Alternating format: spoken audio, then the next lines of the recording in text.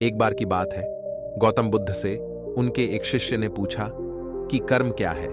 यह सुन गौतम बुद्ध मुस्कुराए और बोले, कर्म को समझने के लिए मैं तुम्हें एक कहानी सुनाता हूं। इस कहानी को सुनने के बाद तुम सब यह समझ जाओगे कि कर्म क्या है। गौतम बुद्ध ने कहानी सुननी शुरू की। एक राज्य में एक राजा राज करता था।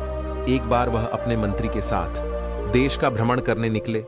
भ्रमण करते करते राजा और मंत्री एक बाजार में पहुंच गए। उस बाजार में राजा का ध्यान एक दुकानदार के ऊपर गया। उस दुकानदार को देखते ही राजा के मन में न जाने क्यों ये विचार आया कि मैं इस दुकानदार को कल फांसी की सजा दे दूं। ये बात राजा ने अपने मंत्री से बताई। मंत्री कुछ बोले कि उससे पहले ही राजा उस दुकानदार के दुकान के सामने से आगे निकल चुके थे और दूसरी बातें करने लगे। मंत्री बहुत ही चिंतित हो गया। वह यह बात समझ नहीं पा रहा था कि आखिर दुकानदार की गलती क्या है। दुकानदार से बिना कुछ बात किए, बिना कुछ सोचे समझे महाराज ऐसा फैसला लेने के बारे में क्यों सोच रहे हैं। राजा और मंत्री भ्रमण करने के बाद राजमहल वापस चले गए, लेकिन मंत्री को रात भर नींद नहीं आई। सुबह जागने के बाद मंत्री एक साधारण प्रजा का रूप बनाकर उस दुकानदार के पास गया और उस दुकानदार से पूछा, तुम बेचते क्या हो? दुकानदार ने कहा, मैं चंदन की लकड़ियां बेचता हूं। फिर मंत्री ने आसपास के लोगों से दुकानदार के बारे में पूछना शुरू किया। सबने जवाब दिया कि दुकानदार किसी से बोलता नहीं, हमेशा दुखी रहता है। मंत्री को बात समझ आ गई। वह मंत्री फिर वापस दुकानदार के पास गया और उस दुकानदार से पूछा, तुम दुखी क्यों रहते हो? दुकानदार ने बताया, मैं दुखी इसलिए रहता हूं क्योंकि मेरी दुकान पर लोग आते हैं, चंदन की लकड़ियां सूंघते हैं और बोलते हैं बहुत ही सुंदर है, बहुत ही अच्छी महक है, लेकिन कोई खरीदता नहीं, इसलिए मैं दुखी रहता हूं। मंत्री को भी दुकानदार की बात सुनकर दुख हुआ। उसने सोचा कि आखिर कोई भी दुकानदार दुखी क्यों ना हो, अगर उसकी दुकान का कोई भी सामान खरीदा ना जाए जबकि सामान में कोई भी कमी ना हो। मंत्री सोचने लगा कि यह दुकानदार अपने दुखों की वजह से इतना दुखी रहता है, परंतु राजा इस दुकानदार को फांसी में क्यों लटकाना चाहते हैं। राजा के मन में आए विचार का उत्तर अभी तक मंत्री को नहीं मिला था। मंत्री ने फिर दुकानदार से पूछा, भाई तब तुम क्या करोगे अगर तुम्हारे दुकान की सारी चंदन की लकड़ियां ऐसी की ऐसी ही रखी रह जाएगी तो? दुकानदार ने गुस्से के भाव में बोला, हाँ मैं जानता हूं कि मेरी चंदन की लकड़ियां ऐसी ही रखी रह जाएगी, इन्हें कोई नहीं खरीदेगा। इसीलिए तो मैं सोचता हूं कि हमारे देश का राजा जल्दी से जल्दी मर जाए।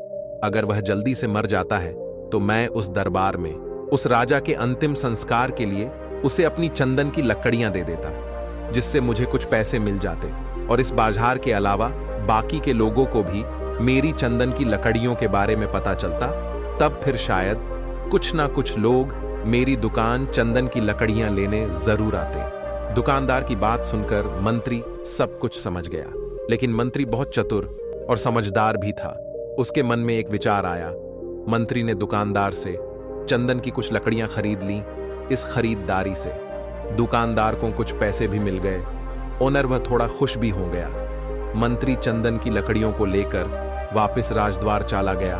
राजद्वार पहुंचकर मंत्री ने उन चंदन की लकड़ियों को राजा के समक्ष रख दिया और बोला, हे राजन, ये चंदन की लकड़ियां उसी दुकानदार ने आपको भेंट की है जिस दुकानदार को आप कल फांसी देने के बारे में सोच रहे थे। राजा ने उस चंदन की लकड़ियों को सूंघा और उन्हें उन चंदन की लकड़ियां की सुगंध बहुत पसंद आई। उन्होंने कहा, यह चंदन की लकड़ियां बहुत ही ज्यादा खुशबूदार है। दुकानदार के इस अनोखे भेंट से राजा बहुत खुश हुए और मंत्री को कुछ मुद्राएं देते हुए बोले, जाओ उस दुकानदार को ये स्वर्ण मुद्राएं इनाम में दे देना और बोलना, आज के बाद महल में जब कभी भी चंदन की लकड़ी की जरूरत पड़ेगी तब तुम्हारे दुकान से ही चंदन की लकड़ी ली जाएगी। ये बात सुनकर मंत्री मुस्कुराने लगे और सोचने लगे कि अब तो राजा के मन में उस दुकानदार को फांसी देने का विचार आ ही नहीं सकता, क्योंकि अब तो हमेशा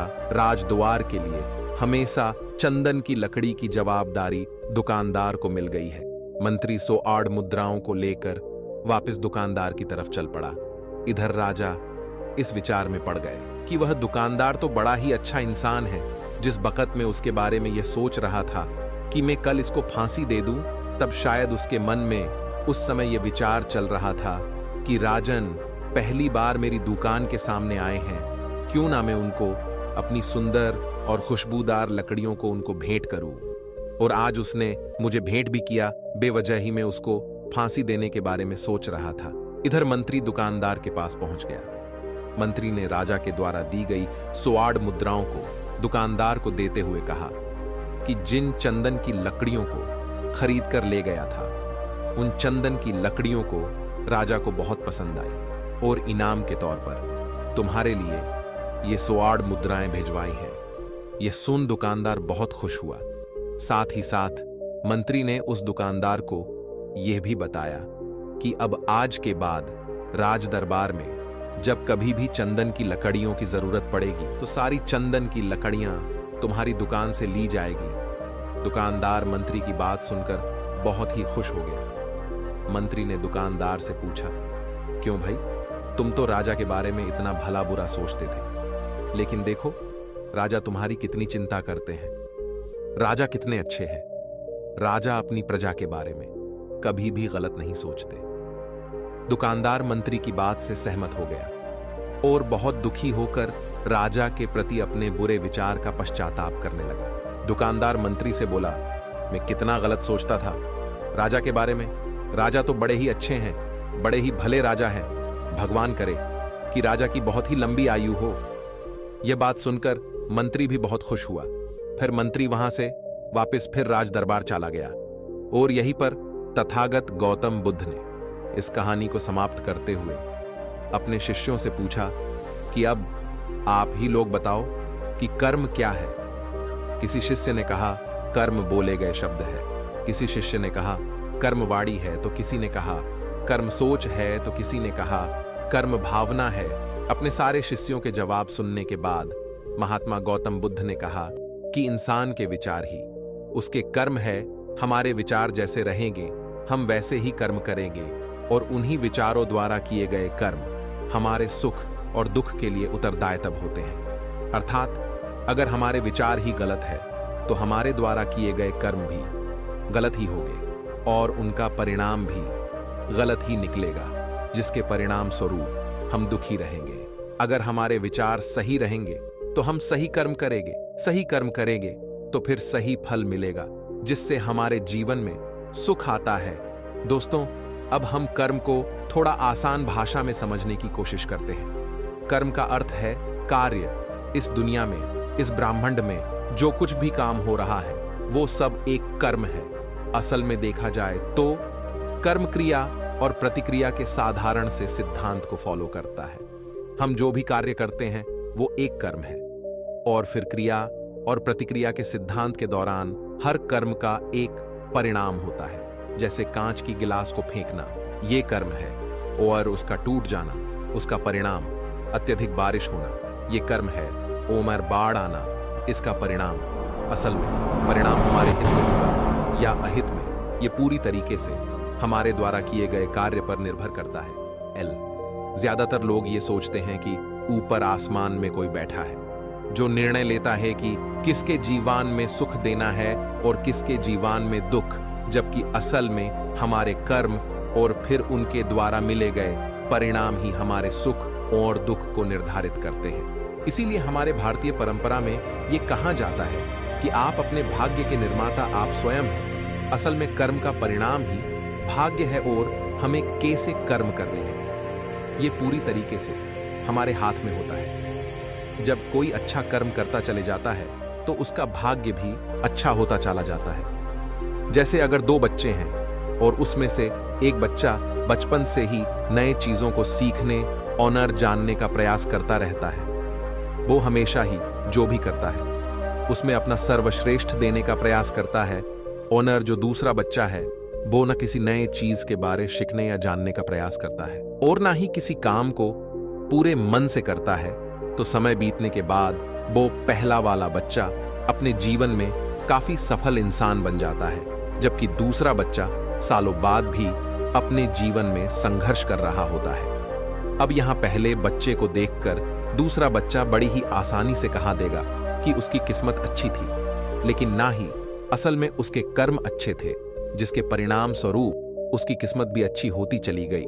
तो अगर हम चाहे तो हम अपने कर्मों को बदलकर अपना भाग्य बदल सकते हैं। सीधी सी बात है, जैसे ही आप अपने कर्म बदलोगे वैसे ही आपका भाग्य बदलना शुरू हो जाएगा। और ये दोनों परिस्थिति में सही है, अच्छे के लिए भी और बुरे के लिए भी। लेकिन असल में कोई इंसान कैसे कर्म करता है, ये मुख्य रूप से उसके माता पिता, परिवार, समाज और आसपास के माहौल पर भी निर्भर करता है।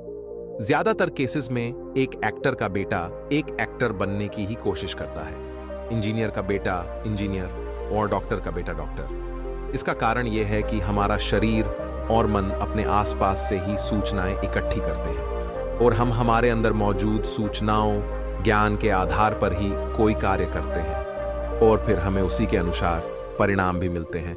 असल में हम अपने रोज के कामों का 9% अनकॉन्शियस तरीके से करते रहते हैं, क्योंकि हमारा शरीर और मन प्राप्त सूचनाओं को याद रखता है और फिर उन्हें दोहराता रहता है। जैसा जब हम कार चलाना सीख रहे थे, तब हम पूरी कोशिश के साथ हर चीज पर ध्यान रख रहे थे कि स्टीयरिंग कहाँ है, ब्रेक कहाँ है। लेकिन कुछ समय बाद हम बात करते हुए या कुछ भी सोचते हुए बड़ी ही आसानी से कार चला पाते हैं, क्योंकि अब हमारे अंदर कार चलाने की प्रोग्रामिंग हो चुकी है और हम लगभग अपने सारे काम इसी तरीके से करते हैं, बिना किसी जागरूकता के। बस वो काम होते चले जाते हैं, क्योंकि हमारे काम बिना किसी जागरूकता के हो रहे हैं। इसीलिए हमें लागत है कि हमें कोई चला रहा है, कोई अदृश्य शक्ति, जबकि असल में हमारे कर्म ही अब हमारी आदत बन चुके हैं। अगर हम अपने ज्यादातर काम जागरूक होकर करने लगे तो पाएंगे कि हमारा भाग्य हमारे ही हाथ में है, क्योंकि जागरूकता की वजह से हमारे कर्मों पर हमारा पूरा नियंत्रण हो जाता है। जैसा कि गौतम बुद्ध ने ऊपर की कहानी में कहा था कि हमारे विचार ही हमारे कर्म है, और जागरूकता की अवस्था में हमारे विचारों पर पूरा नियंत्रण हो जाता है। विचारों के नियंत्रण से हम कर्म में नियंत्रण हासिल कर लेते हैं और फिर जब हमारे कर्म हमारे हिसाब से हो गए तो उनका परिणाम भी उसी के अंदरों होगा। इसीलिए गौतम बुद्ध ने चित्त के नियंत्रण में जोर दिया है कि जब किसी इंसान का चित्त ही शुद्ध हो जाएगा तो उसके मन में बुरे विचार कैसे आएंगे और फिर वो बुरे कर्म कैसे करेगा। इसीलिए गौतम बुद्ध का पूरा ध्यान चित्त की शुद्धता को जोर देता है।